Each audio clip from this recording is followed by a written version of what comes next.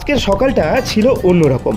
ঘুম থেকে উঠেই মনটা খুশিতে ভরে গেল, কারণ আজ দোলযাত্রা।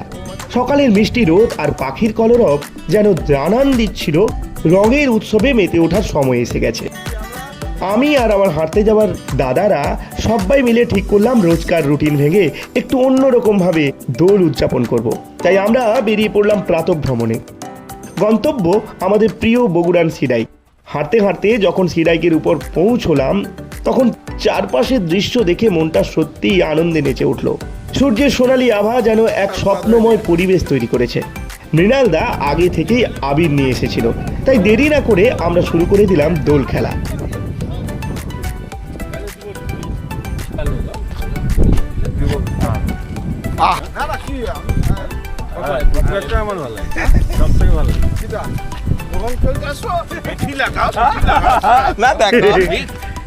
গ্রামের লোক হইছে আবিরের রঙে রঙিন হয়ে উঠলো আমাদের মুখ, আর হাসিতে ভরে উঠলো চারপাশ।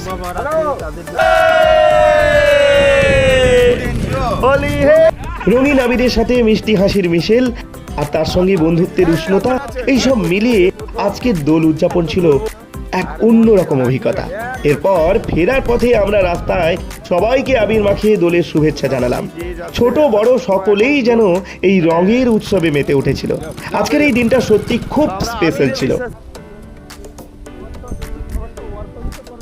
সবার সাথে আনন্দ আর প্রকৃতির মাঝে দোল উদযাপন, এই সব স্মৃতিগুলো সারা জীবন মনে থাকবে। আশা করি আমার আজকের এই ব্লগ ভিডিওটি আপনাদের খুব ভালো লেগেছে। যদি ভালো লেগে থাকে তাহলে অবশ্যই লাইক এবং শেয়ার করবেন।